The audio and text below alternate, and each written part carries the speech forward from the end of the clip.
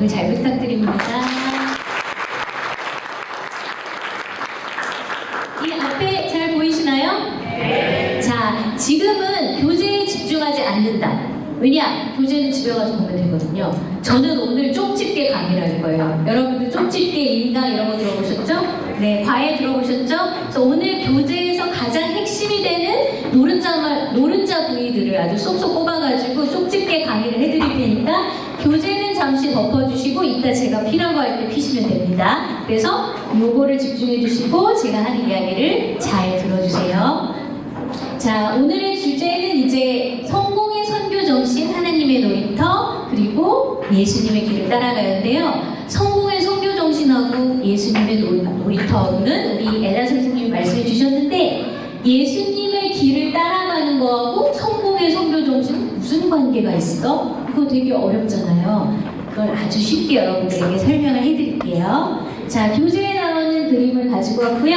시작합니다. 출발.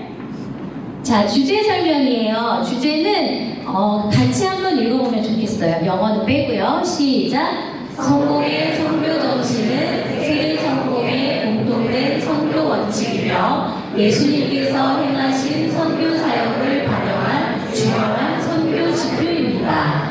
이 교재는 우리 어린이와 청소년들이 성공의 선교 정신을 배우고 익혀서 예수님의 제자로서 그리고 성공의 신자로서 살아가도록 교육하고 훈련하는 데 목적을 둡니다. 자, 여기 오실 때 운전하고 오신 분. 자, 내비를 찍으셨죠? 네, 목적지 설정을 해야 올 수 있습니다. 그렇죠? 저는 네이버 길찾기로 목적지 설정을 했어요. 우리가 가는 이 캠프의 길도 목적지가 있어요. 그래서 그 목적지가 바로 뭐예요? 우리 아이들이 누구로서 살아가는 거예요. 예수님의 제자로서 그리고 네, 성공의 선교 정신이기 때문에 성공의 신자로서 살아가는 그것이 바로 우리의 목적이에요. 그래서 이 목적 하나는 꼭 기억하셨으면 좋겠어요. 공과를 하시든 찬양을 하시든 어떤 프로그램을 하시든 우리 엘라 선생님과 우리 데레사 선생님이 노래를 만드실 때도 다 선교 정신의 목적은 아이들이 선교 정신을 잘 익혀서 예수님의 제자로 살아가는 것. 그것을 이제 목적으로 하셨을 거예요. 자, 그래서 교재도 마찬가지입니다. 자, 성공의 선교 정신은 몇 가지일까요? 5가지. 5가지. 처음에는 몇 가지였을까요? 4가지. 오! 개인적으로 선물 드려야겠어요. 네, 4가지였는데요. 10년대 람비스에게 추가됐어요. 오, 그렇군요. 맞습니다. 정답. 와, 역시 훌륭해. 자, 원래는 4가지였는데요. 한 가지 몇 번이 추가됐을까요? 그렇죠. 5번. 찍긴 잘해. 5번이니까 5번이 추가됐을 거야. 그렇죠? 자, 그래서 1번, 2번, 3번, 4번은 이제 1984년 ACC 세계 성공의 협의회 총회 8차 6차에서 이게 정해진 거예요. 그리고 4번은 또 바뀌었어요. 원래 짧았거든요. 근데 저렇게 길어진 거예요. 자, 그리고 이거는 람베스 회의에서 1988년에 승인을 해준 거예요. 그래서 이거는 공식적인 성공회의 선교 정신이에요. 그래서 이거를 우리가 먼저 여기서 익히고 그 다음에 아이들에게 우리가 소화를 잘 시킨 다음에 우리 아이들에게 잘 설명해 주는 것이 우리 선생님들이 하실 역할입니다. 자, 그럼 하나씩 읽어볼까요? 제가 1 하면은 여러분들이 읽으시면 됩니다. 자, 1. 하나님 나라의 기쁜 소식을 전합니다. 2. 새 신화를 가르치고 새 조롱하려 합니다. 3. 사랑의 성립으로 이웃의 필요에 응답합니다. 4. 위대한 사회를 변화시키기 위해 노력하고 모든 종류의 폭력에 대항하고 화해와 평화를 추구합니다. 5. 창조 질서를 보존하며 지구 생명의 회복과 유지에 헌신합니다. 숫자가 안 붙었는데 우리가 읽지 않은 조항이 있네요. 뭘까요? 제일 앞에 있는 성공에는 같이 읽을까요? 시작! 성공에는 그리스도를 따르는 공동체로서. 자, 저건 그냥 장식용이 아니에요. 저 전제가 5가지 선교 정신 앞에 다 붙어 있는 거예요. 반복해서 쓰지 않은 거예요. 그러니까 예를 들면 그리스도로서 사랑의 섬김으로 이웃의 필요에 응답합니다. 성공회는 그리스도를 따른 공동체로서 하나님 나라의 기쁜 소식을 전합니다. 라고 앞에 전제가 붙은 거예요. 왜냐? 성공의 선교 정신의 5가지는 우리가 창조한 게 아니에요. 자, 누가 한 거예요? 오늘 힌트가 있는데 누구의 길을 따라가는 거예요? 네, 예수님이 하신 선교 사역을 그대로 따라가는 것이 성공의 선교 정신이에요. 자, 그 이야기를 해드릴게요. 자, 여기 성공의 마크 여기 보이시죠? 저도 여기 했거든요. 원래 금색도 있었는데 주교님이 금색하시고 난 다음부터 저는 이걸로 바꿨어요. 네. 자, 그래서 이 마크에 대해서도 나중에 설명해드리면 좋은데 다음에 시간이 되면 제가 이 상징들을 설명해드릴게요. 자, 성공의 선교 정신에 대해서 말씀을 드리는데 예수님의 생애를 따라갈 거거든요. 복음서는 몇 개가 있죠? 성경은? 4개. 그 중에서 제가 왜 마르코 복음을 선택했을까요? 맨 먼저 쓰여서 참 제가 선택한 게 아니에요. 세계성공회에서 제가 ACC 세계성공회 협의회 18차 총회 갔을 때 성경 공부를 했거든요. 선교 정신으로. 근데 그때 마르코 복음을 했어요. 왜냐? 복음서는 4가지인데 복음서가 쓰인 목적이나 약간 의도가 조금씩 달라요. 근데 마르코 복음이 하나님 나라를 제일 강조하는 복음서예요. 그래서 우리는 하느님 나라의 기쁜 소식을 전합니다 1번이잖아요. 그쵸? 그러면 하느님 나라에 대해서 가장 많이 얘기하고 예수님이 하나님 나라에 대해서 가장 많이 선포한 이야기를 한 복음서. 어떤 복음서? 마르코 복음서. 그래서 마르코 복음서를 쭉 읽는 거예요. 자, 그래서 마르코 복음서의 주요 주제는 하느님 나라고요. 거기에서 이제 1장에 예수님이 세례를 받으시고 공생애가 뭐죠? 공생애. 처음으로 예수님이 사역을 시작하신 공적 사역을 시작하실 때 가장 먼저 하신 말씀이 바로 제가 줄친 부분이에요. 때가 다 되어 읽어볼까요? 시작. 때가 다 되어 하느님의 자, 하느님 나라의 복음, 하나님의 복음이라는 단어가 나오고요. 이 하느님 나라의 복음을 전파하고 하느님 나라의 복음대로 살아가는 것이 바로 마지막 제자의 길입니다. 예수님께서도 그렇게 사셨고요. 우리도 그렇게 살기를 원하십니다.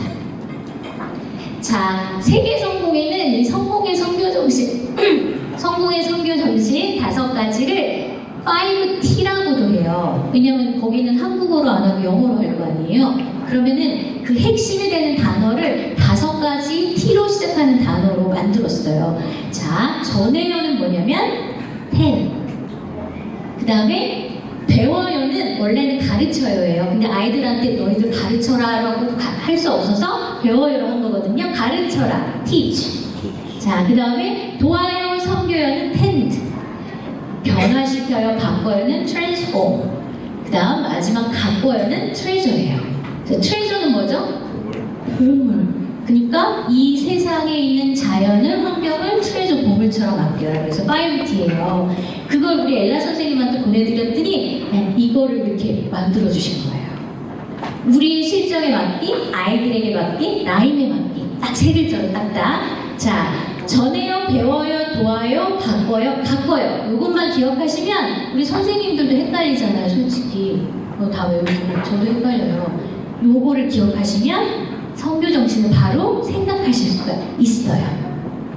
자, 우리에게는 비전이 있어요. 선교 정신을 통해서 우리가 추구하고자 하는 비전이 있거든요. 자, 우선은 1차적인 비전은 아까 뭐라 그랬죠? 아이들이 선교 정신을 익혀서 뭐가 되는 거? 예수님을 따라서 제자가 되고 그 다음에 성공의 공통된 선교 원칙이니까 이걸 따르면서 진짜 성공의 일이 되는 것. 하지만 그 너머에 저 너머에 더 궁극적이고 최종적인 목표와 비전이 있죠. 자, 예수님께서 말씀하셨어요. 예수님을 따라라. 근데 따르려면은 내가 이것도 해주고 저것도 해주고 저것도 해주고 사은품으로 이것도 줄게 따라와 라고 안 하셨어요. 예수님은 우리에게 정확하게 솔직하게 말씀하셨어요.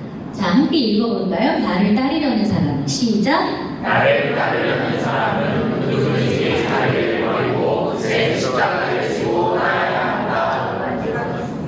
뭘 지어야 되죠? 지금 십자가를 다치고 오셨잖아요. 아침에 토요일인데 힘들어 죽겠고 잠도 더 자고 싶고 그쵸? 놀러 나가고 싶지만 십자가를 지고 오신 거예요. 너무 훌륭해요. 자, 그래서 예수님을 따르는 길은 예수님이 행하신 일과 예수님을 따르는 것인데 그것을 따르는 데 있어서는 우리의 희생과 십자가가 필요해요. 근데 그 짐이 무겁다고 하셨어요? 가볍다고 하셨어요? 수고하고 무거운 짐진 자들아 내게로 오라. 내 짐은 가볍다 라고 말씀하셨어요. 왜 가벼울까요? 그걸 질 수 있는 힘을 주셨기 때문에. 근데 그 힘이 어디서 나오냐? 구원의 은총에서 나오는 거예요. 그러니까 옛날에 우리나라 전래동화에 뭐 은혜 갚은 호랑이 막 이런 일이 있잖아요. 우리는 그보다 더 큰 하나님의 은혜와 사랑을 받았기 때문에 거기에 대한 응답으로 성공의 선교 정신을 지키는 거예요. 거기에 대한 응답으로 저 힘들어도 예수님을 따라갈게요 라고 하는 거예요. 근데 요즘 교회에서는 반대로 하는 경우가 많아요. 새벽 기도를 열심히 하고 아이들을 열심히 가르치고 공사를 많이 하면 나는 구원을 받을 거야. 혹은 난 하나님이 칭찬받을 거야. 그래서 자기의 힘으로 하는 경우가 있는데 실제 교회는 자기의 힘으로 하는 게 아니에요. 우리가 먼저 받은 거예요. 선물을 받고 그 선물에 대한 기쁨과 감동에서 그 힘에서 아이들을 사랑하고 성교 정신을 지키고 예수님을 따라가는 겁니다. 그거를 꼭 기억하셨으면 좋겠어요. 자, 그러면 1과부터 시작합니다. 원래 이게 되게 방대하고 깊은 내용인데 시간 관계상 여러분께는 정말 쪽집게로 찝어드릴 테니까 집에 가셔서 꼭 책을 읽어보셔야 돼요. 아시겠죠? 약속하시는 거예요, 저하고? 네. 자, 그러면 제가 만약에 전해요 하면 여러분은 하느님 나라의 기쁜 소식을 전합니다 라고 얘기하고요. 제가 하느님 나라의 기쁜 소식을 전합니다 하면 여러분은 전해요 라고 외치는 거예요. 자, 누구 목소리가 더 큰지 해봅시다. 자, 전해요! 하느님 나라의 기쁜 소식을 전합니다. 하느님 나라의 기쁜 소식을 전합니다. 전해요. 자, 전해요 세 번 해볼까요? 자, 이렇게 손을 들고 시작! 전해요! 전해요! 전해요! 우리 뭐 시위하는 것 같아요. 네. 자, 그만큼 1번은 너무너무 중요해요. 자, 1번 하느님 나라의 복음에 대해서 한번 알아볼까요? 자, 성서 본문은 짧아요. 마르코 복음 1장 9절에서 15절. 자, 마르코 복음이 1장인 걸 보니까 이거는 예수님의 긴 선교 사역 중에서 앞부분일까요? 뒷부분일까요? 앞부분이겠죠. 네, 돌아가신 건 뒷부분에 나오고요. 앞부분에 가장 먼저 하신 일이 나와요. 그래서 갈릴레아 전도 시작. 함께 읽어보겠습니다. 시작. 요한이 자기에게 예수께서 갈릴레아에 오셔서 하나님의 복음을 전하시며 때가 다가되어 하나님의 나라가 다가왔다. 때라고 이 복음을 위하하시다. 자, 예수님도 세례를 받으셨죠. 누구에게? 세례자 요한에게. 세례를 받으신 이후에 바로 하신 일이 갈릴레아 오신 거예요. 그리고 세례자 요한이 잡혔어요. 때가 된 거죠. 그래서 때가 되어 하느님의 나라가 다가왔다. 회개하고 이 복음을 믿어라. 그러면 문제, 퀴즈. 이 복음은 무엇일까요?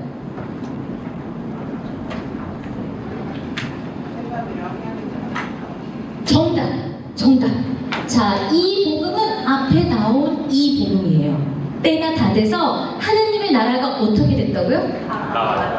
영어로는 at hand. 그러면 손 안에 왔다라는 뜻이에요. 얼마나 가까이 온 거예요, 그럼?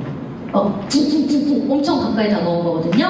누구를 통해서 가까이 다가왔을까요? 정답. 예수님을 통해서 하느님 나라가 가까이 다가온 거예요. 그러니까 이 말은 예수님 외에는 할 수 없었어요, 그 당시에. 왜냐하면 예수님이 계셨어야지만 우리가 하느님의 나라를 동참할 수 있게 됐거든요. 자, 이게 아까 우리 전민호 신부님께서 말씀하신 이 우리는 하늘의 시민입니다. 우리는 거기에서 오실 구세주 되시는 주 예수 그리스도를 고대하고 있습니다. 우리는 하느님 나라의 시민이에요. 자, 어떻게 하느님 나라가 그럼 우리한테 가까이 다가왔을까요? 하느님 나라를 놀이터라고 말씀하셨는데 그 놀이터에 들어갈 수 있는 권한은 입장권은 그 테마파크에 들어갈 수 있는 입장권을 우리는 어떻게 얻었을까요? 어떻게 하나님 나라의 시민으로 등록이 됐을까요? 네, 여기 나와요. 같이 읽어볼까요? 제가 원래 이게 색깔을 노란색으로 표시를 해가지고 중요한 부분을 체크를 했는데 잘 안 보여요. 그래도 여러분은 잘 보실 수 있을 것 같아요. 자, 예수님께서는 하나님과 우리 사이에 멀어진 관계, 왜 멀어졌죠? 인간이 하나님 나라의 질서대로 살지 않았기 때문에, 그리고 인간이 하나님을 떠났기 때문에, 아담과 하와가 선악과를 따먹고 그 이후로 우리가 계속 하나님을 배신했기 때문에. 근데 예수님께서 하나님과 우리의 관계를 회복시켜 주시기 위해서 오셨어요. 6월절 어린 양으로. 그래서 예수님께서 우리의 죄를 없이 하여 주셔서 우리가 하나님과 화해할 수 있게 된 거예요. 우리 감사성찬회 때들 하는 거, 하느님의 어린 양. 그 다음 뭐죠? 네, 하느님의 어린 양, 6월절 어린 양이 되셔서 우리 대신 십자가를 지시고 돌아가셨고 모든 형벌을 다 받으셨기 때문에 우리는 예수 그리스도를 통해서 이제는 하나님께 가까이 다가갈 수 있는 거예요. 그래서 예수님이 십자가에서 돌아가셨을 때 회당에 성전에 있는 뭐가 찢어졌죠? 휘장이요. 네, 지성소와 그 다음에 사람들이 앉을 수 있는 그 자리를 가로막던 휘장, 커튼 같은 것들이 안으로 쭉 찢어졌어요. 왜? 아, 이제 더 이상 하나님과 우리 사이에는 거리가 없어. 더 이상 정결례를 하지 않아도 예수님이 이미 깨끗게 해주셨어. 그걸 믿는 것, 그게 바로 하나님 나라의 복음이에요. 그래서 예수님께서 하나님 나라가 가까이 다가왔다고 말씀하신 거예요. 원래 있었어요, 다가왔다는 거는. 그렇죠? 자, 성공의 선교정신 1번이 다른 선교정신에 비해서 갖고 있는 큰 의미가 있다고 아까 말씀드렸어요. 하느님 나라의 기쁜 소식을 전합니다는 세계성공의 공식 홈페이지에 이렇게 설명하고 있어요. 자, 한번 읽어볼까요? 시작! 첫 번째 선교정신은 선교가 무엇인지에 대해 모든 것을 설명합니다. 왜냐하면 그것은 예수님 자신의 선교에 기초하고 있기 때문입니다. 따라서 이것이 우리가 선교를 행하는 모든 일의 핵심이 되어야 합니다. 와, 도대체 이게 무슨 말일까? 어떻게 선교정신 1번 전해요가 나머지 4개를 다 대표하는 것일까? 그걸 제가 오늘 알려드리려고 왔습니다. 자, 하나님 나라의 복음을 전해요. 이게 이제 1번이거든요. 하나님 나라의 복음을 전해요가 1번이고 나머지 2, 3, 4, 5가 나와요. 그러면 하나님 나라의 복음을 전하는 방법들이 있어요. 자, 두 번째 선교정신 뭐였죠? 배워요. 근데 우리는 배워요 먼저 다 했잖아요. 배웠잖아요. 그렇죠? 우리는 뭐죠? 가르쳐요. 자, 하나님 나라의 복음을 전파하기 위해서는 우선 지적인 가르침이 있어야 돼요. 성경 말씀을 지적으로 지성으로 배우고 듣고 익혀야 돼요. 자, 그리고 세 번째, 이웃을 섬깁니다. 이건 하나님 나라의 복음과 어떤 상관이 있을까요?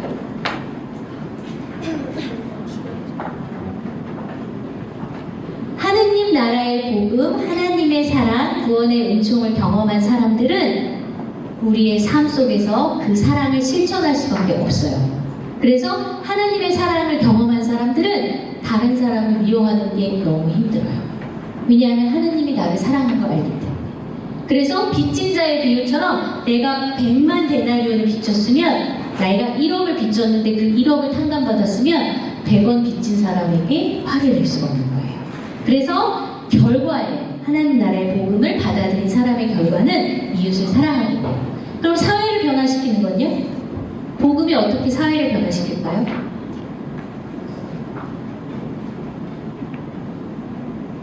알아보도록 하겠습니다. 자, 네, 그걸 알아보기 전에 함께 생각하기가 있어요. 이건 뭐냐면 교재에서 이야기를 다 하고 아이들에게 하는 이야기를 다 하고 끝부분에 함께 생각하기가 있어요. 자, 하나님께서 우리를 사랑하시는 것을 우리는 어떻게 알 수 있나요? 그러면 여러분들이 이 밑에 있는 대답이 아이들로부터 나오게끔 유도를 해야 돼요. 아시겠죠? 그래서 가로에다 넣는 거. 그러니까 그러기 위해서는 그러한 설명을 그 의도를 잘 설명하시고 그 다음에 예수님께서 우리를 위해 이 세상에 오신 것, 십자가를 통한 구원, 구원의 사랑 이런 것들을 통해서 우리가 하나님의 사랑을 알 수 있어요 라고 대답이 나올 수 있게끔 아이들에게 그 핵심을 잘 설명해 주셔야 돼요. 그래서 이거는 매 과마다 다 있어요. 그래서 아이들에게 질문하고 아이들에게 대답하도록 같이 함께하는 것. 예수님도 항상 질문을 하셨죠? 복음서에 보면 예수님도 항상 질문을 하셨어요. 질문하고 답하고 하는 방식으로 말씀을 전해주셨거든요. 그래서 요거를 그냥 넘어가지 마시고 과마다 요거 잘 활용해 주세요. 자, 그 다음에 이제 2과입니다. 2과는 제가 배워요 하면 여러분들이 읽는 거예요. 자, 배워요. 세신자를 가르치고 세례주고 양육합니다. 네, 제가 이거를 어떻게 교재에 풀어 넣을까 되게 고민을 많이 했어요. 왜냐면 애들한테 너는 세신자를 가르치고 전도하고 네가 해야 돼, 세례도 주고 해야 돼 이렇게 가르칠 수는 없잖아요. 우리 아이들은 반대로 그걸 받아야 돼요. 양육을 받아야 되는 아이들이에요. 그래서 우리 엘라 선생님이 배워요로 바꿔주셨어요. 그렇지만 여러분들은 어때요? 배워요가 아니라 지금 배워요? 가서 가르쳐요. 네, 가서 전해요. 네, 맞습니다. 자, 세신자를 가르치고 세례주고 양육합니다는 성공의 선교 정신에서 되게 중요한 두 번째인데요. 자, 그럼 무엇을? 이게 문제예요. 방법은 나와 있는데 동사는 있는데 그리고 목적어도 있어요. 세신자를. 근데 무엇을은 없어요. 자, 살펴볼게요. 자, 성서 본문은 마르코 복음 1장 16절에서 20절입니다. 예수님께서 하나님 나라의 복음을 선포하신 이후에 바로 하신 일입니다. 같이 읽어볼게요. 시작. 예수께서 갈릴레아 호수가를 지나가시다가 호수에서 물을 던지고 있는 오시몬과 그의 동생 안드레아를 보시고 나를 따라오라 내가 너희를 사랑하는 너와 되리라 하고 말씀하시다. 그들은 곧 물을 버리고 예수를 따라갔다. 예수께서 조금더 가시다가 제자들을 안드레아와 그의 동생과 이 배에서 물을 쏟으려고 있는 것을 보시고 그들은 아버지 제자들과 사람들을 배에 남겨둔 채 예수를 따라갔다. 자, 예수님이 두 번째로 빨리 하신 일 그리고 마지막에 돌아가실 때까지 진짜 심혈을 기울여서 하신 일이 바로 뭔가요? 제자양육이에요. 제자들은 예수님이 공생애를 시작하실 초반부부터 예수님이 승천하실 때까지 항상 같이 있었어요. 유다 빼고. 그쵸? 그래서 제자들은 예수님을 따라다니고 예수님에게 배우고 예수님에게 혼나기도 하고 그리고 예수님의 모습을 직접 닮아갔어요. 그래서 실제 양육이라는 것은 그 아이가 자라나도록 하는 양육이에요. 근데 우리는 주입식 교육에 워낙 익숙한 세대다 보니까 가르쳐라 그러면 이제 당장 칠판이 분석 있어야 되겠고 판서를 해야 되겠고 지적으로 가르쳐서 시험도 봐야겠고 약간 이런 식의 교육 방식에 익숙하지만 예수님이 시험 보셨다는 얘기가 없죠? 예수님 제자들 어떻게 가르치셨어요? 구두로 맞아요. 구두로 가르치셨죠? 또 삶 정답. 구두로 가르치셨어요. 당연히 산상수훈이나 어디서 가르치셨어요? 넓은 데 맞아. 넓어야 돼요. 왜냐면 사람이 되게 많았거든요. 그쵸? 배 위에서도 가르치시고 산에서 가르치셔서 산상수훈이라고도 하고 그리고 가장 많이 가르치신 곳 중에 하나가 어디예요? 회당에서 가르치셨어요. 지금으로 말하면 교회죠. 그쵸? 당시에 예배도 드리고 기도도 하고 말씀도 전하는 그런 곳이었는데 예수님은 가르치시는 것에 정말 큰 중점을 두셨어요. 그래서 끝까지 가르치셨거든요. 자, 오늘 본문은 우리에게 정말 익숙한 본문이에요. 예전에 저 어릴 때 주일학교에 이런 노래도 있었어요. 예수님께서 부르셨어요. 자, 제 세대는 아실 거예요. 제 세대 아닌 것 같은데. 네, 이제부터는 사람을 낳는 어묵되게 하리라. 그럼 다음 뭐죠? 기뻐요. 따르겠어요. 의외네요. 저랑 같은 세대세요? 너무 젊어 보이시는데? 자, 그래서 예수님께서는 나를 따르라면서 제자들을 먼저 먼저 부르셨어요. 사역 초기에. 왜 그러셨을까요? 왜 제자들을 왜 부르셨을까요? 나 같으면 그냥 나 혼자 다니면서 편하게 다니고 싶을 것 같은데.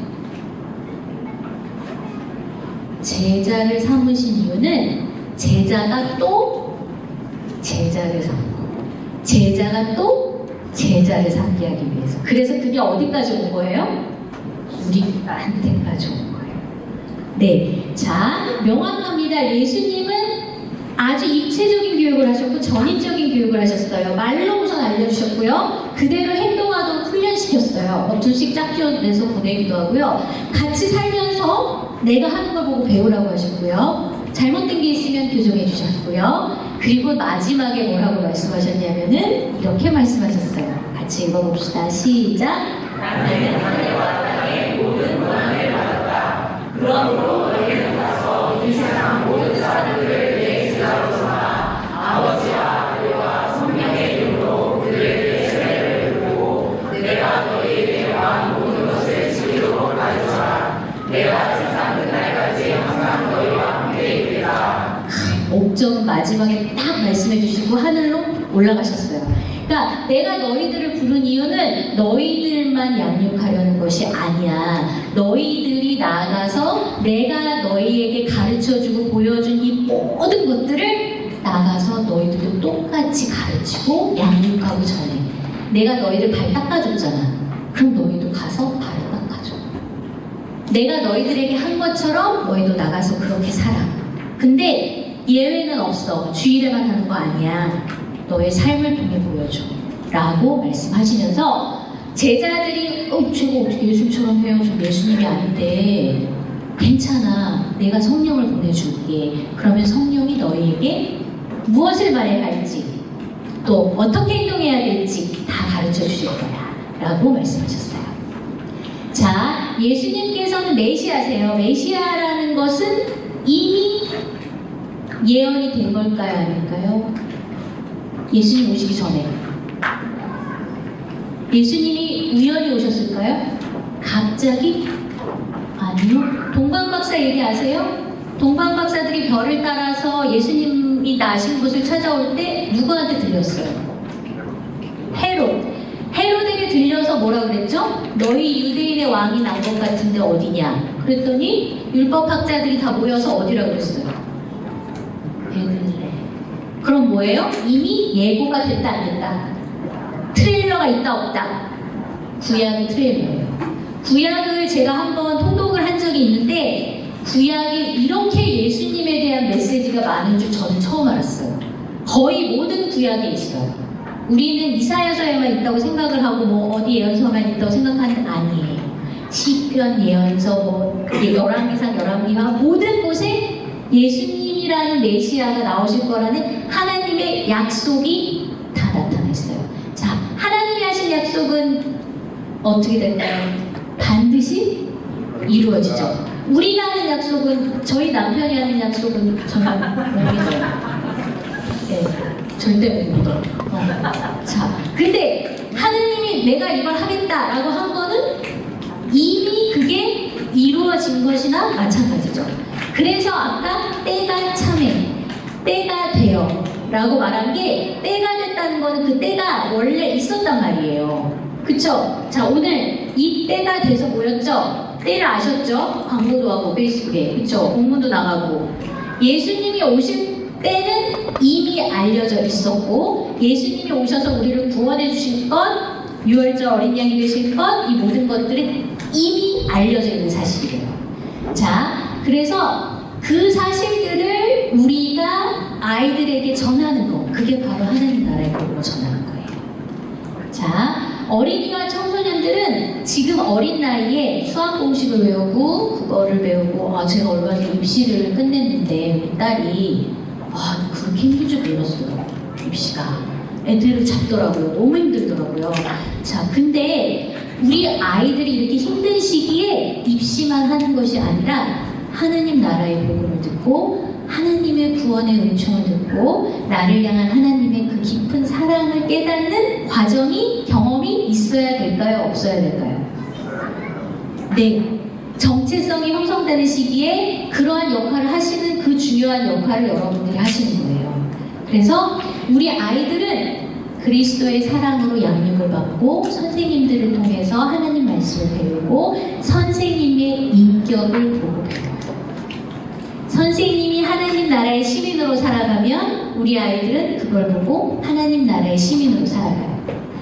선생님이 망나니로 살아가면 아이들은 저래도 되나봐. 교회 다니면서 선생님인데 저렇게 해도 되나봐. 나도 저렇게 해야지. 난 선생님도 안 돼. 이렇게 되는 거예요. 무섭죠? 그렇죠? 그러기 위해서는 율법적인 접근이 아니라 여러분들이 정말 하나님의 사랑과 구원의 은총 안에서 그 하나님의 사랑을 경험하면서 사셔야 해요. 그래서 여러분의 인격이 변화되고 성품이 변화될 때 아이들은 그렇게 하지 말라고 해도 여러분을 보고 따라갈 거예요. 그게 바로 제자의 힘이에요. 우리가 제자화되는 거예요. 자, 제 3과입니다. 자, 이제 알죠? 도와요. 사랑의 섬김으로 이웃의 필요에 응답합니다. 자, 도와요. 자, 누구를 도와야 될까요? 네, 여기 분명히 나와 있네요. 이웃. 선한 사마리아 비유를 통해서 이웃이 누구인지 알려주셨죠? 자, 이웃은 그 누구가 될 수도 있어요. 우리 주변에 있는 모든 지인과 나의 도움을 필요로 하는 내 가족이 될 수도 있고, 친구가 될 수도 있고, 생판 모르는 사람이 될 수도 있어요. 자, 한번 봅시다. 성서는 마르코 1장 21절에서 39절까지입니다. 예수님이 어떤 행동을 하셨는지 같이 읽어볼게요. 시작!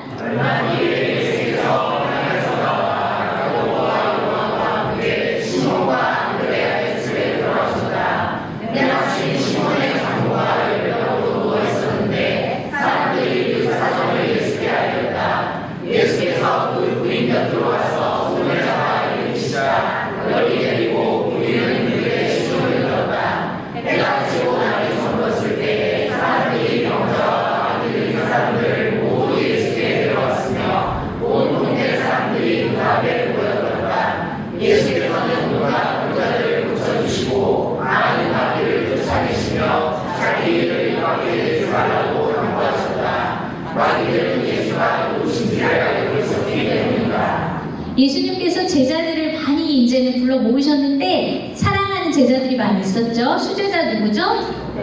네, 베드로의 집에 갔어요. 근데 베드로의 장모님이 열병, 코로나였을까? 열병에 누워서 계셨는데 그때 예수님께서 손을 잡아서 스킨십 하셨어요. 일으키시자 어떻게 됐어요? 그냥 원래 우리는 어때요? 회복을 하는데 기간이 걸리잖아요. 근데 바로 일어나서 시중을 들었다는 거는 완전 회복됐다는 거죠. 게임으로 말하면 풀 충전이 됐다는 거예요. 네. 자, 그러면 이렇게 예수님께서 사람들을 고친 이야기 어떤 게 있을까요? 성서에. 되게 많아요. 되게 많아요. 기억나는 거 아무거나 말씀해 주세요. 바디메오. 네. 또?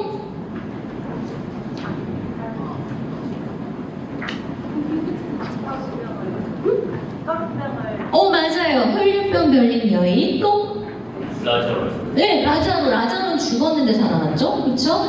자, 예수님께서는 이렇게 많은 사람들의 아픔을 고쳐주시고 또 필요한 사람들에게 필요한 것들을 주시고 돌봐주셨어요. 자, 근데 중요한 게 있어요. 그게 하나님 나라하고 무슨 관련이 있죠? 고치는 거, 병을 고쳐주는데 왜 예수님은 너의 죄가 용서받았다라고 말씀하셨을까요? 우리 병원 가는데 의사 선생님이 당신의 죄가 용서받았습니다. 가서 처방전을 들고 가세요. 안 그러잖아요. 그쵸? 근데 예수님은 육체적인 병을 고치고 싶어서 나온 사람들에게 너의 죄가 사하려졌다. 혹은 네가 고침을 받을 것을 믿느냐? 하고 믿음을 물어보셨어요. 왜 그러셨을까요? 예수님이 기적을 일으키신 목적은 예수님의 자신을 드러내기 위해서 혹은 단순히 병자들을 고치기 위해서만이 아니에요. 하나님 나라가 나를 통해 가까이 왔는데 하나님 나라를 너희가 볼 수 없으니 하나님 나라의 그 권능을 보여주겠다. 봐봐. 안 보던 사람이 보여. 앉아만 있던 사람이 일어났어. 심지어는 죽었던 사람도 살아나. 그 힘이 어디서 나왔을까? 하느님 나라. 하나님 나라가 너희한테 가까이 온 걸 믿니? 그래서 이런 이적들이 일어날 걸 믿니? 라고 물어보신 거예요. 혈류병 여인, 하열병 여인, 그걸 믿었어요. 믿어서 뭘 만진 거예요? 예수님의 옷자. 그 당시에 예수님을 믿는 사람이 되게 많았대요. 예수님을 터치하는 사람은 많았어요. 근데 왜 그 여인만 고침을 받았을까요? 하느님 나라의 권능이 예수님을 통해서 우리에게 임하고 있다라는 것을 믿었기 때문이에요. 그래서 병자를 고치고 이웃을 돌보고 섬기는 것은 하느님 나라의 능력에서 나오는 것이고 우리가 하느님 나라를 받아들였을 때 일어나는 결과예요.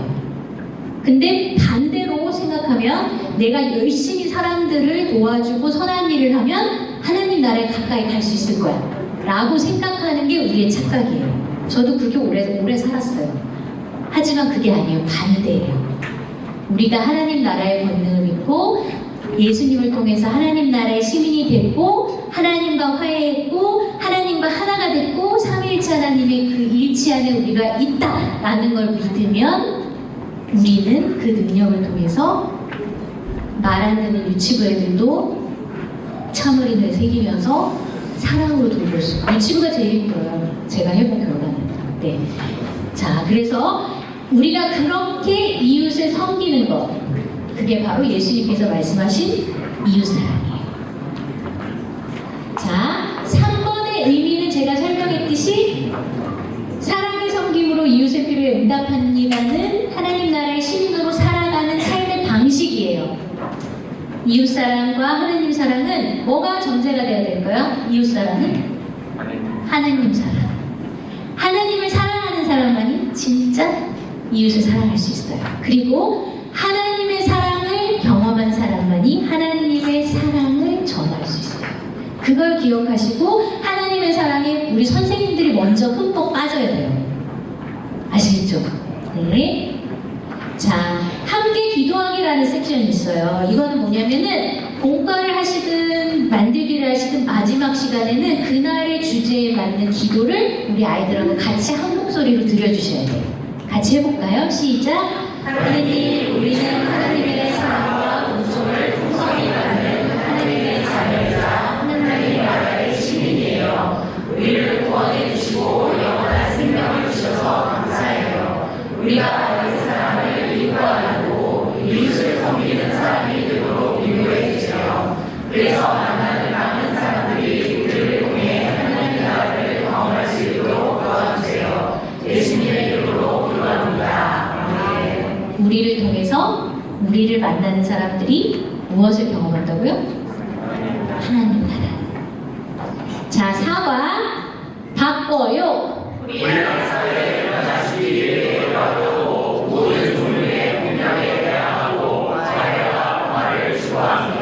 원래 짧았는데 길어서 저도 이거는 잘 못 외워요. 그래서 불의한 사회를 변화시키기 위해 노력하고 모든 종류의 폭력에 대항하고 화해와 평화를 추구합니다. 바꿔요. 자, 뭘 바꿔야 될까요? 사회를 바꿔야 합니다. 자, 근데 예수님이 사회를 어떻게 바꾸셨죠? 그 얘기를 해볼 거예요. 자, 요 그림을 보고 한번 유추해 보세요. 어떤 사건일까요? 제자들이 배가 너무너무 고팠어요. 근데 그날은 무슨 날?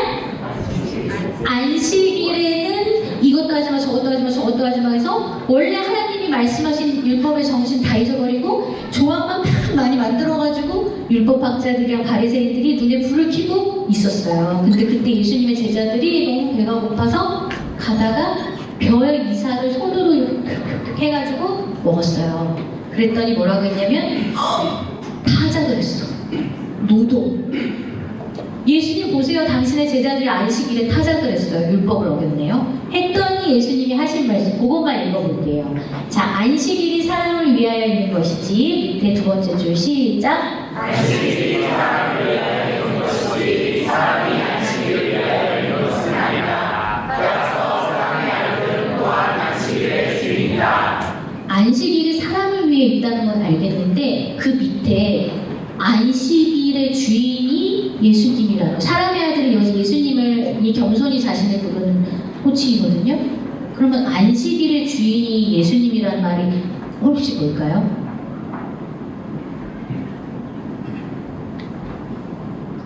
안식일을 제정한 건 언제일까요?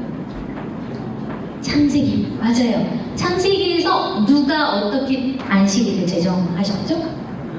하느님께서 세상을 창조하신 후에 마지막 날에는 뭐 해라? 복습하고 피드백하고 회의하고 뒤풀이해라. 아니죠? 쉬어라. 우리 꼭 그런 걸 하려고 그래. 근데 쉬어라 라고 말씀하셨거든요. 자, 근데 그 쉬는 날을 왜 안식일이라고 했고 왜 쉬라고 하셨냐, 그거에 대해서 알아볼 거예요. 자, 오늘 두 가지 얘기, 원래 성서 얘기는 두 가지예요. 안식일에 사람을 병자를 고치는 얘기, 안식일에 이삭을 제자들이 따먹는 얘기. 자, 요약을 하자면 두 가지 얘기는 다 안식일에 관련된 내용이거든요. 근데 그 안식일의 본래 의미는 성서에 하느님께서 세상을 창조하신 후에 자, 이제 너희들은 내 안에서, 그러니까 너희들끼리 평안을 누리지 말고 내가 만든 세상 안에서 그리고 내 사랑 안에서 평안히 쉬어 라는 의미예요. 그리고 또 한 가지의 의미는 뭐냐면은 이집트에서 막 고통받는 이스라엘 백성들을 어떻게 하죠? 누굴 통해서 꺼내주세요? 모세를 통해서. 그런 다음에 이제 법을 주실 때 너희들은 안식일에는 쉬어라. 그리고 뭘 기억해라? 내가 너희를 구원해준 그 사실. 왜냐면 우리는 망각의 동물이기 때문에 어제 뭐 먹은 것까지 잊어버리는 그런 사람들이기 때문에 하나님께서 우리를 위해 행해주신 그 이집트에서 막 홍해를 가르고 이런 거 다 잊어버린단 말이에요. 아신 거예요. 그래서 안식일에는 그 내가 너희들을 구원한 그 구원을 기억해라 라고 하시면서 그 안에서 안식을 누려라 라고 하신 거예요. 근데 아까 바리새인들은 어떻게 안식을 누리려고 했죠? 법을 만들어서 이것도 하지 마라 저것도 하지 마라. 근데 나는 이거 다 안 했으니까 난 되게 의로워. 난 훌륭해. 거기서 의로움과 안식을 누리려고 했던 거예요. 그래서 그걸 꾸짖으신 거예요. 안식일의 정신은 여기에 있다. 자, 성공의 선교정신 네 번째 의미는 이게 어떻게 사회랑 연결되냐면 이거는 역사 얘기를 해야 되는데 기니까 짧게. 자, 유대인 사회에서는 종교법이 곧 무슨 법이었겠어요? 사회법이에요. 근데 우리는 지금 우리 교회법, 예를 들면 교회에 무슨 헌장 이런 게 세상하고 관련이 있어요? 없죠. 근데 유대 사회는 종교법, 즉 안식일법이 곧 사회법이었어요. 그래서 그걸 지키지 않으면 죽이기도 하고 감옥에 갇히기도 하고 했잖아요. 그러면 예수님이 안식일에 대해서 지적질하는 바리새인들에게 안식일의 정신을 말해준 것은 사회의 부조리에 대해서 정의를 말씀하신 거예요. 그 시대 때. 그렇기 때문에 우리가 이 세상에 살아가는 동안에 부조리한 일들이 너무 많아요. 예를 들면 저는 어떤 상권보다는 어떤 주의, 이게 되게 위험하다고 생각해요. 예를 들면 학벌, 주의. 또 뭐가 있죠? 우리 사회를 병들게 하는 거. 자기 중심 주의, 이기 주의. 옛날에 뭐 님비 막 이래가지고 시험 문제도 막 나오고 그랬죠. 네. 그리고 지역 주의. 이런 모든 주의와 사상들이 잘못된 풍조들이 아이들을 괴롭히고 우리도 괴롭히고 사회를 병들게 해요. 그 병들게 하는 근본적인 원인에 대해서 우리가 그거를 복음의 능력 안에서, 복음의 정신 안에서 바꿔나가는 거. 그게 바로 바꿔예요. 자, 그래서 이 그림은 뭘까요? 어떻게 하셨어요? 우리가 밤에 보는 달하고는 다르죠? 나사가 찍은 달이에요. 실제 달의 표면은 울퉁불퉁해요. 색은 어때요? 네, 칙칙해요. 근데 우리가 수많은 시들과 그 많은 책들을 보면 달을 얼마나 달빛을 우아하게 표현했어요. 그쵸? 자, 그것처럼 달빛이 빛날 수 있는 이유는 뭐 때문일까요? 태양. 태양의 빛을 반사해서 지구에 보내줘요. 그럼 그 역할을 우리가 하면 돼요. 예수 그리스도는 뭐라고 말씀하셨어요? 자신이 빛이다. 자, 자신이 빛이라고 말씀하셨는데 우리가 예수님을 따르면 빛의 자녀가 된다고 하셨어요. 예수님의 빛이 우리 안에 머물게 되는 거죠. 그러면 우리가 가는 곳마다 어떻게 할 수 있어요? 빛으로 밝힐 수가 있어요. 그게 조금 어려운 말로 하면 예언자적 사명이에요. 같이 해볼까요? 예언자적 사명. 자, 그래서 4번은 우리가 복음으로 변화되고 복음의 정신에 입각해서 살아갈 때 우리 주변 지인, 우리 주변 내가 속한 직장, 내가 속한 가정, 내가 속한 학교, 내가 속한 교회가 그 빛으로 물들게 돼서 자연스럽게 변화되는 결과를 낳게 된다는 거예요. 그래서 선교 정신 네 번째는 하나님 나라와 연관이 있어요. 자, 이제 요거를 보시면은 교재에 매 교재 그 과마다 친구들에게 들려주는 이야기가 있거든요. 이건 중간중간에 제가 넣는데 왜 넣냐면요. 선생님들을 위해서. 이건 정말 선생님들을 위해서예요.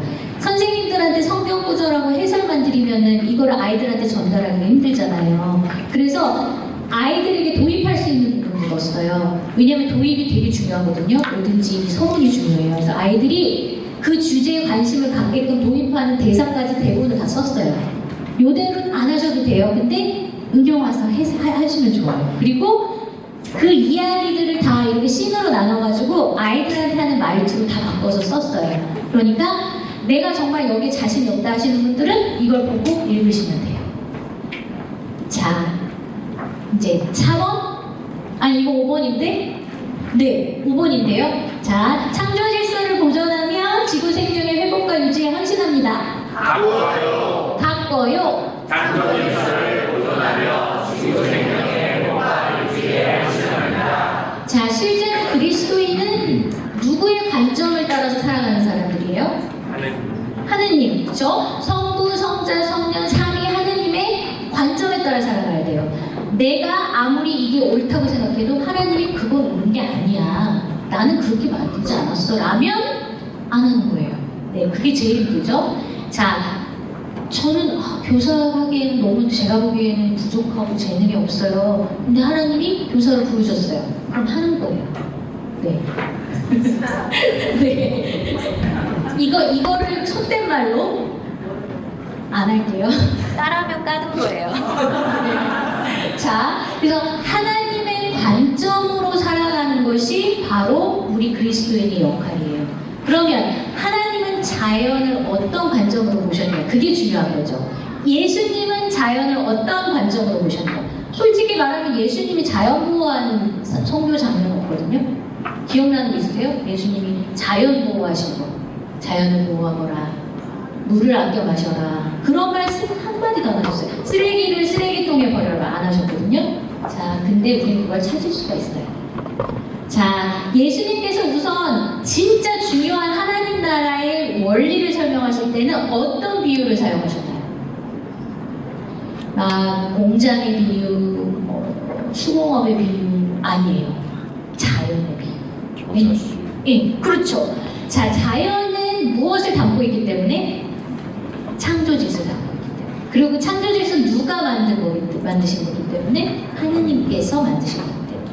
눈에 보이지 않는 하느님 나라, 우리도 이해하기가 어려운데 그들도 어려웠겠죠? 그래서 자라나는 씨의 비유, 우리 자연의 비유 어떤 것들이 있는지 생각해 보세요. 예수님 말씀하신 비유, 겨자씨 비유, 밭의 비유, 좋은 밭의 비유, 또 길? 길도 자연이죠? 네, 맞아요. 또 포도나무 나왔죠? 또 무화과, 뭐죠? 양. 네. 중요한 비유는 다 자연의 비유로 사용하셨단 말이에요. 자, 그래서 하나님 나라는 이렇게 비유할 수 있다. 땅이 저절로 열매 맺게 하는 것인데 농부가 열매 맺게 하는 게 아니다. 즉 하나님 나라는 하나님께서 자라게 하신다. 그리고 하나님 나라의 영향력은 너무 커서 요만한 겨자씨만한 이 작은 씨앗이 큰 나무를 이루듯이 하나님 나라는 계속 축소되고 축소될 거다, 확장될 거다. 그리고 거기에 새들이 와서 깃들인다는 건 무슨 의미일까요? 많은 사람들이 진정한 그 사랑과 안식 안에서 하나님 나라 안에서 평안을 누리게 될 거다라는 말씀이에요. 자, 그래서 예수님께서는 세상을 하나님 나라를 설명하실 때 비유를 설명하셨고, 그리고 하나님께서는 이 세상을 돌본다고 말씀하셨어요. 그거를 대표적으로 말씀하신 비유가 있어요. 요거 맞추면 상품을 드릴게요. 뭐가 있는지 모르겠지만 제가 개인적으로라도 드릴게요. 하나님이 세상을 돌보신다라는 것을 비유로 설명하신 예수님의 비유는, 이거 난이도 좀 상이에요. 킬링 문제. 너 지금 들어서 하늘. 김혜린 선생님. 역시 우리 서울대 정답. 지옥 방송을? 우리 김혜린 선생님 맞아요. 네. 하늘에 나는 뭐를 봐라? 새를 보아라. 들에 핀 늘 것을 보아라. 스스로 하지 않아도 누가 하나님이 먹이시거늘 너희는 얼마나 더 귀할까. 거기에서 우리는 어떤 시각을 엿볼 수 있어요? 하느님께서 아주 작은 새도, 아주 작은 들풀도 돌보고 계신다는 걸 알 수 있어요. 그럼 그 관점을 그리스도인들은 그대로 따라서 사는 거예요. 자, 그래서 마지막 이제 5번 선교 정신은 우리가 그런 관점으로 이해하고 아이들에게 설명해 줘야 돼요. 자, 그래서 요거 같이 읽어봅시다. 오늘의 기도 시작.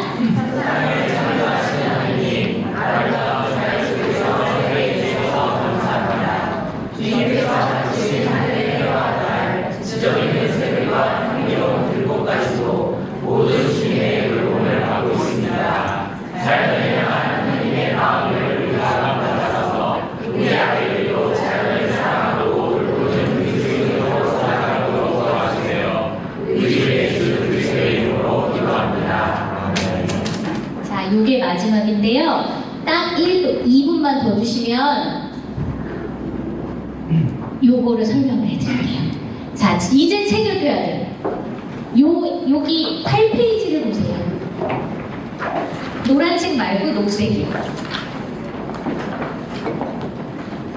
자, 모든 과마다 형식은 같아요. 뭐가 다를까요? 내용만 달라요. 그래서 어떻게 공부를 하시냐, 다음에 우리가 모일 때까지 이제 댁에 가셔서 하시는 일은 공부를 하셔야 돼요. 어떻게 하실지 알려드릴게요. 안 해보시면 안 돼요. 제가 이렇게 알려드리는데, 자, 1관을 딱 피면 성서 본문이 친절하게 다 나와요. 왜냐하면 성서를 찾아보는 거 귀찮아서 안 볼까봐 이걸 다 넣었어요. 그래서 성서를 쭉 읽어보시고 기억할 말씀은 뭘까요? 포인트가 되는 말씀이에요. 그러니까 이 전체 성서 본문을 대표하고 있는 아주 중요한 말씀이에요. 자, 들어가면은 뭘까요? 학습 목표예요. 내가 이거를 위해서 이 과를 아이들에게 전해야 되는구나를 알려주는, 들어가면 곧 학습 개요와 목표예요. 자, 그 다음에 오늘의 기도는 교사의 기도인데, 이건 누가 하는 거예요? 제가 써놨죠? 안 할까봐? 교사에게. 그리고 교사인 사람은 이거를 언제 해야 돼요? 캠프 때 해야 돼요? 내가 이걸 읽을 때 해야죠. 내가 이걸 준비할 때 해야죠. 한 번만 해야 돼요? 한 번 보면 다 알아요? 아니죠. 여러 번 해야 합니다. 성서 해설은 앞에 나온 본문에 대한 해설을 쭉 적었고요. 성공인 성교정신 1권의 의미와 그 성서가 어떻게 연결되는지를 그 다음에 적었어요. 의미. 자, 그 다음에 이렇게 박스 안에 들어간 것은 이제 친구들에게 들려준 이야기예요. 이 성경 말씀과 이 선교 정신을 어떻게 전달하느냐 자세히 썼어요. 친구들, 오늘의 주제는 무엇일까요? 물론 아이들이 이대로 대답은 안 하겠죠. 네, 그럼 그렇게 대답하도록 유도하세요. 그것도 우리 잘 하잖아요. 자, 그래서 이런 이야기들을 우리가 직접 공과를 설명하든 아니면 공통으로 하든 선생님들은 누르면 나오게끔 정확히 소화를 하고 계셔야 돼요. 똑같이 외우지 않아도 돼요. 근데 이해를 하고 계시고 인식을 하고 계시고 정확히 이해하고 계셔야 돼요. 그래서 여러 번 읽어보시고요. 그 다음에 함께 생각하기는 아이들과 공과할 때 이 질문을 같이 주고받으면서 정리하는 거예요. 마지막에 함께 기도하기는 아이들과 한 목소리로 같이 기도하는 거예요. 그러면 이 기도문을 준비해 가야겠죠? 자, 그래서 이런 형식이 5번 반복됩니다. 중요한 거는요, 오늘부터 집에 가셔서 하루에 한 번씩만 읽으세요. 사순절 묵상 같은 거 하실 때 책 한 번에 다 읽고 끝 안 하잖아요. 묵상하는 마음으로 한 과씩, 하루에 한 과씩 읽으시고요. 그 다음에 또 반복해서 읽으시면 됩니다. 그래서 여러분이 이 하나님 나라의 복음과 선교 정신을 이해해야지만 여러분이 그걸 체화하시고 여러분이 이해하시고 그 뜻대로 살고자 하는 의지를 가지셔야지만 우리 아이들이 보이지 않게 선생님의 그 모습을 보고 믿음의 증인으로서 선생님을 보게 됩니다. 그래서 여러분들의 역할이 너무너무 중요해요. 공부하실 거죠? 엘나 선생님 꼭 얘기하라고 그랬어요. 공부를 하실 거죠? 네. 그렇게 살려고 노력하실 거죠? 네. 자, 그런 경험들이 우리 아이들에게 큰 도움이 돼서 그 아이들도 나중에 하나님 나라의 복음을 전하는 귀한 일꾼이 돼서 제자 삼는 아이들이 되도록 같이 기도했으면 좋겠습니다. 자, 감사합니다.